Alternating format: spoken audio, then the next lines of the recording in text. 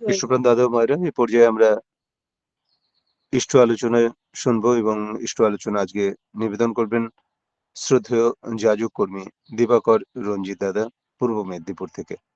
ব্যাপ্তিকাল 25 minute.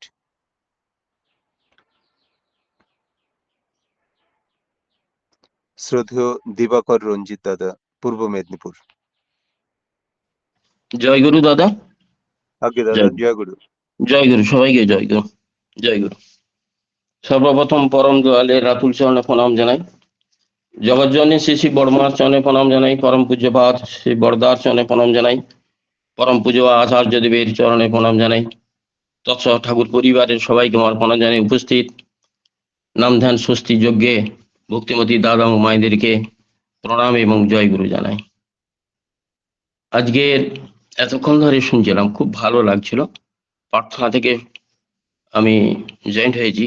প্রার্থনা সবকিছু যারা এবং মা লাস্টে কীর্তন করলেন, এত সুন্দর করেছেন, খুব সুন্দর সুন্দর একদম।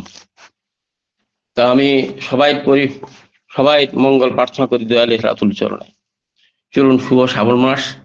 শ্রাবণ মাসেই বড়মার জন্ম মাস এবং আড়ম্বরের সহিত সবাই পালন করছেন সমস্ত জায়গায়।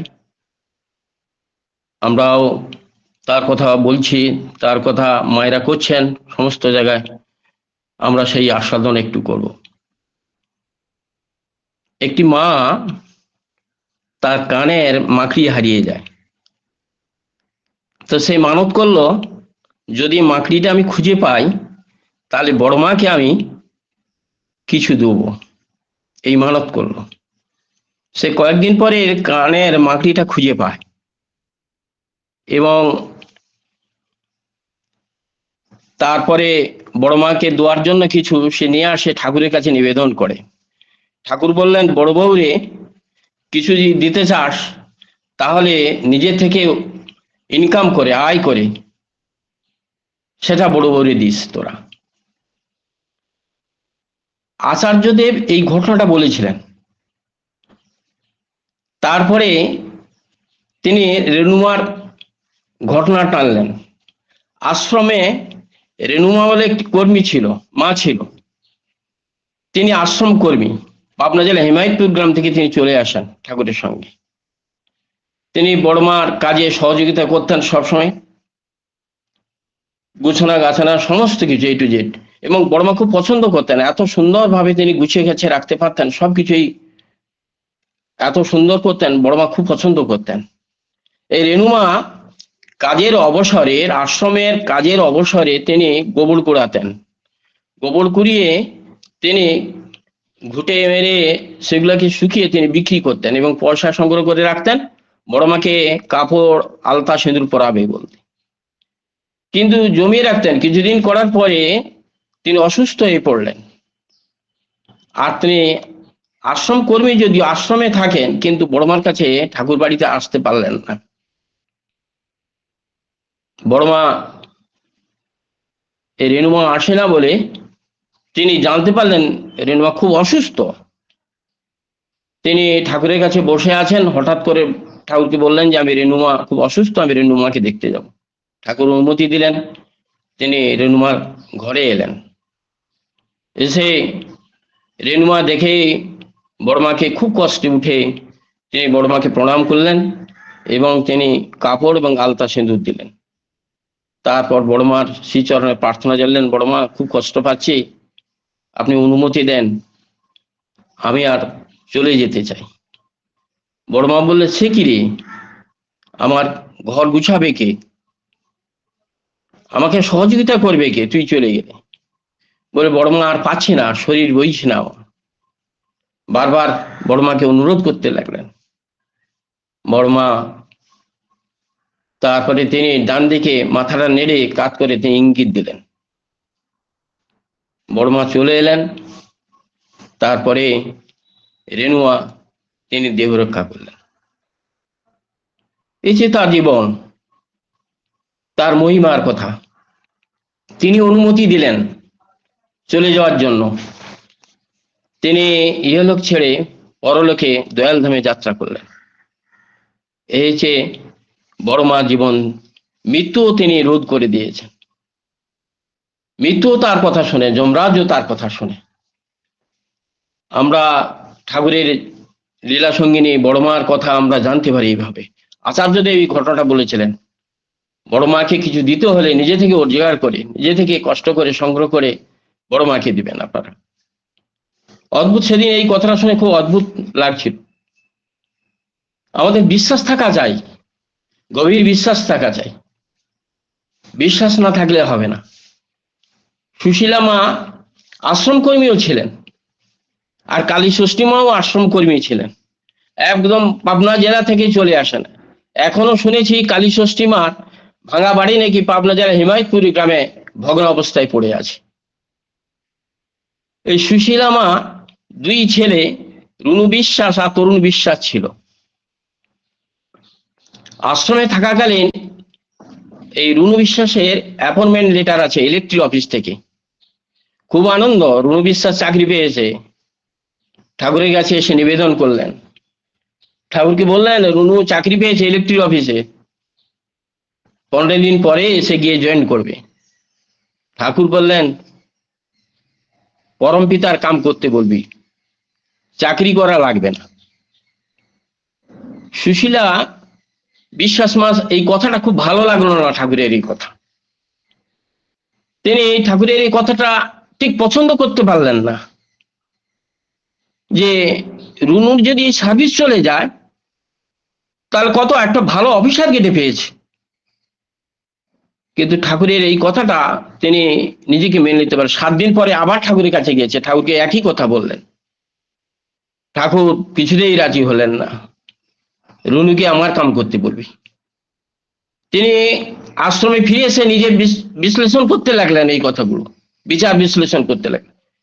ঠাকুরের কথাকে অ্যাভয়েড করে তিনি রুনুকে ইলেকট্রিক অফিসে জয়েন পাঠিয়ে দিলেন। কয়েক মাস পরে রুনু বিশ্বাসের ইলেকট্রিক্যাল শকে মারা যায়। তিনি কয়েকদিন পরে ঠাকুরের কাছে কান্নাকাটি করে, খুব কান্নাকাটি করে। ঠাকুর বললেন আমি জানি তোমাদের কান্না দেখে আমার খুব দুঃখ হয়, কি করব, জোর করে তো কিছু বলতে পারি না, কখন যে কি ভেবে ভেবে ফেলবে তোমরা, আমি এত করে বললাম। সুশীলা বিশ্বাস মা বললো আমি তখন বুঝতে পারিনি ঠাকুর আপনার কথা। ঠাকুর বললেন কেমন করে বলবো, আমি কিন্তু সহজ করে বলেছি না ঠাকুর, আমি তখন বুঝতে পারিনি। ঠাকুর বললেন আমি জোর করতে পারিস না, তখন তোরা অন্যরকম ভাববি। এতদিন ঠাকুরের কাছে থেকেও, বড়মার কাছে থেকেও এই আত্মবিশ্বাসটুকু তিনি, তাহলে কি তিনি নির্ভরতা করতেন না? নির্ভরতা করতেন। তিনি আত্মবিশ্বাসও ছিল, কিন্তু এটা এত পাতলা, এত অহংকার যুক্ত বিহীন এটা বলবো না। তিনি ঠাকুরকে ওভারকাম করলেন, নিজের বিচার বিশ্লেষণ করে তিনি ইগোকে প্রতিষ্ঠা করতে গেলেন, আর ছেলেকে তিনি হারিয়ে ফেললেন। আমরা ঠাকুরের উপরে নির্ভরশীল হতে হবে। আজকে দাদা মায়েরা যখন শুরু হয়, দাদা বলছেন যে আমার এই অসুস্থ ইত্যাদি ইত্যাদি, ঠাকুরের উপরে নির্ভর করতে হবে। তিনি যখন প্রাণ দিয়েছেন তিনি আয়ুও দিয়ে তিনি দেবেন, যা করার তিনি করবেন, এই বিশ্বাসটুকু রাখতে হবে। যা হওয়ার তা হবে, তার কথা শুধু নাম ধ্যান করার মাধ্যমে আমাদের চলতে হবে। ঠাকুর দেঘরে ধামে আছেন, বিশিষ্ট ভক্তবৃন্দ সবাই বসে আছেন, প্রার্থনা হলো। প্রার্থনা শেষে ঠাকুর হাত দুটি জোর করে কপালে রেখেছেন। হঠাৎ হাত দুটি কপাল থেকে নামিয়ে তিনি বললেন যে এইমাত্র প্রফুল্লতা এসে প্রণাম করে আমাকে টুক করে ওই দিক দিয়ে চলে গেল। এই প্রফুল্লতার ঠিক সেই টাইমে তার 12খানা রোগ ছিল। ঠাকুরের লিখত ঠিকই, লিপিবদ্ধ করত ঠিকই, কিন্তু তার 12খানা শরীরের মধ্যে রোগ ছিল। সেবারে তিনি অশ্বরোগে অ্যাট্রাক্ট হয়ে তিনি কলকাতায় অপারেশন হয়েছিলেন। তিনি তখন অপারেশন অবস্থায় তিনি কলকাতায় আছেন, আর ঠাকুর বললেন এই মাত্র প্রফুল্ল এসে আমাকে প্রণাম করে তিনি চলে গেলেন। সবাই মানে ভাবতে পারছে না কি করে সম্ভব, প্রফুল্লতা তো অপারেশনে কলকাতাতে, আর ঠাকুর বললেন প্রফুল্ল এইভাবে চলে গেলেন এখনই প্রণাম করে। তাহলে কতখানি একাগ্রতা থাকা চাই, কতখানি নিষ্ঠা থাকা চাই, কতখানি বিশ্বাস থাকা যায়। এই প্রফুল্লতাকে ঠাকুর বলেছিলেন, প্রফুল্ল যখন কোনো অসুবিধায় পড়িস, যখন কোন সমস্যার মধ্যে যন্ত্রণার মধ্যে পড়িস, তখন তুই আমার সঙ্গে একাত্ম হয়ে যাবি, আমার সঙ্গে কথা বলবি। ঠাকুরের কাছে এই টুকটা শিখে নিয়েছিলেন কেমন করে, কেমন করে তাকে চলতে হবে সেই টুকটা তিনি জেনেছিলেন। আমরা যখন প্রার্থনা করি, এই প্রার্থনাটা আমাদের মনে করতে হবে যে আমরা দেহঘর ধামে শিব বিগ্রহের সামনে বসে আছি, ঠাকুর আমি, আর কেউ নেই, ঠাকুর আমি। ঠাকুরকে সামনে রেখে আমি অন্যমনস্ক করতে পারি না। আমরা তো প্রার্থনা করি 9 মিনিট এককভাবে, আর সময়মতো প্রার্থনা 14 মিনিট করি। এই প্রফুল্লতাকে ঠাকুর বলতেন নারায়ণী সেনা। এই প্রফুল্লতা ঠাকুরকে জিজ্ঞাসা করছেন যে সাধু সন্ন্যাসীরা, পণ্ডিত, জ্ঞানী, গুণী সবাই আসে আপনার কাছে, এবং আপনার কাছে যা নিবেদন করে আপনি আশীর্বাদ করেন তাই ফলপ্রসূ হয়। অর্থাৎ আমরা এত কিছু প্রার্থনা করি, আপনার এত কাম করি, এত কাজ করি, সবকিছু করি, কিন্তু আমরা যখন বলি সেটা কেন ফলপ্রসূ হয়। ঠাকুর এক কথায় প্রফুল্লতাকে উত্তর দিয়েছিলেন, বি কনসেন্ট্রেট। তোমাদের প্রার্থনা কনসেন্ট্রিক হয়নি, সুকেন্দ্রিক হয়নি। আমরা 9 মিনিট প্রার্থনা করি এককভাবে ঠিকই, 14 মিনিট আমরা সময়মতো প্রার্থনা করি, কিন্তু এই 9 মিনিটে 9000 কথা হয়তো আমাদের মাথায় এসে যায় তখন, বা 900 কথা আমাদের মাথায় এসে যায়। আমরা সুকেন্দ্রিক হতে পারিনি, তার পথে ঠিক করে চলতে পারিনি। আমাদের এইটাই সুকেন্দ্রিক হতে হবে। এই প্রার্থনা মঞ্জুর হবে, তার কাছে তার দয়াল ধামে ঠিক পৌঁছাবে যদি আমার সুকেন্দ্রিক ভাবে তাকে প্রার্থনা করে তাকে নিবেদন করতে পারি। এত কিছু সমস্যা আমাদের প্রতিনিয়ত, আমাদের সমস্যা কিন্তু চলছে। ঠাকুর তখন দেহঘর ধামে হাউজার মেন্দা আমেরিকা থেকে আসছেন। এসে তিনি একটা চিঠি পেলেন সুইজারল্যান্ড থেকে। তিনি সুইজারল্যান্ডে এক ভদ্রলোককে তিনি দীক্ষা দিয়েছিলেন। তিনি লিখেছেন হাউজারম্যানকে, দাদা আমি ঠাকুরের প্রতি আস্থা এবং বিশ্বাস আছে, আপনি আমাকে দীক্ষা দিয়ে গেছেন, কিন্তু আমি চলছি ঠিকই, কিন্তু এখানে যা অবস্থা, সিচুয়েশন, এখানে পরিস্থিতি, এখানে পারমাণবিক বোমা বা আণবিক বোমার যুদ্ধ লাগবে। আমার স্ত্রীকে আমি অনেক আগে আমি হারিয়েছি, একমাত্র সন্তান, তাকে আমি লক্ষ্য করে, তাকে নির্ভরতা করে আমায় চলছে সংসার জীবন। তার বয়স মাত্র 20 বছর। আমি কোথায় রাখবো? এই কথাটা আপনি ঠাকুরকে জিজ্ঞাসা করলেন, তার নিরাপত্তা কোথায় এবং তাকে রাখবো কোথায়। এই হাউজারম্যানদা এই চিঠিটা পেয়ে ঠাকুরকে প্রণাম করে, তখন ঠাকুর দেহঘরে আছেন, হাউজারম্যানদাও দেহঘরে আছেন, তিনি প্রণাম করে ঠাকুরকে জিজ্ঞাসা করলেন। ঠাকুর সুইজারল্যান্ড থেকে এক গুরু ভাই আমাকে এইভাবে বলেছেন। ঠাকুর হাউজারম্যানদাকে ইঙ্গিত করে দেখালেন যে এইখানে, অর্থাৎ ঠাকুর নিজের দিকে, তার চরণের দিকে লক্ষ্য করে বলেন, এইখানে থাকলে নিরাপত্তা থাকা যায়। হাউজারম্যানদাকে জিজ্ঞাসা করালেন যে ঠাকুর কি বলছেন, আপনি তো বিদেশি মানুষ, আপনি কি বুঝতে পেরেছেন? হাউজারম্যানদা বলে, হ্যাঁ বুঝতে পেরেছেন। ঠাকুর বলছেন তার চরণ থেকে যদি আশ্রয় করা যায় তাহলে নিরাপত্তায় থাকা যায়, ওই তার চরণ ধরে থাকতে হবে। হাউজারম্যানদা বিদেশি মানুষ হলেও তিনি জানতে পেরেছিলেন যে তার চরণ ধরে থাকতে হবে, তিনি যা বলে দিবেন তাই করতে হবে। এইটা হচ্ছে গবা। আমাদের গোবর মজুমদারের কথা আপনারা জানেন। এই গোবর মজুমদার বাবুইহাটিতে ছিলেন। প্রথম জীবনে তো একদম ঠাকুর মানতেই না, কোনো কিছু করতেন না, সে অনেক ইতিহাস। ঠাকুর যেন রামকৃষ্ণদেব যেমন গিরিশ ঘোষকে দীক্ষা দিয়েছিলেন, জোর করে দীক্ষা দিয়েছিলেন, ঠাকুরও তেমন ভাবে এই গোবরদাকে জোর করে দীক্ষা দিয়েছিলেন। শুধু দীক্ষা নয়, কেষ্টদাকে বলছিলেন আপনি দীক্ষার করে নিয়ে যান। দীক্ষার করে বসে ঠাকুর দরজাটা বন্ধ করে দিয়েছিলেন, কিন্তু গোবরদা একটা কথা বলেননি।